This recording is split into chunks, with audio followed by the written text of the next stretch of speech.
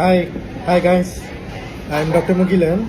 I have Vivian today, so I want to interview her, and we ask what she got after using the Alora pens. Hi Vivian.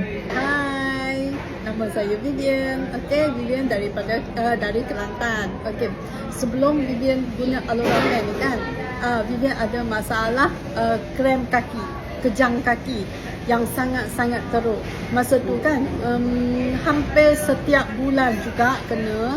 Sebab kalau kena kan setiap malam mesti kejutkan husband. Sebab memang sakit sangat.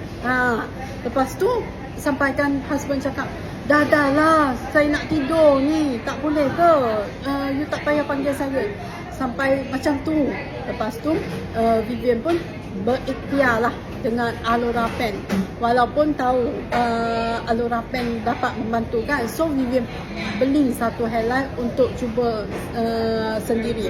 So memang kesan dia amat amazing. Sebab apa? Dalam masa tak sampai 2 minggu pun Vivian pun tak perasan sebenarnya yang kejang kaki tu sudah tak ada. Sampai ke husband tanya, lamalah you tak kejutkan saya. Selama ni you asyik kejutkan saya je sebab kejang kaki kan. Lepas tu dah hilang dah. Memang wow sangat.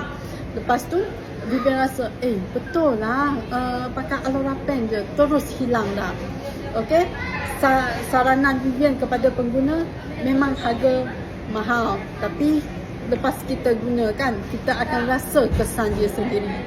So yang di luar sana jangan tengok kepada harga. You tak cuba, you takkan tahu. Selepas you cuba, you rasa nak repeat order lagi. Okay, thank you. Thank you Vivian.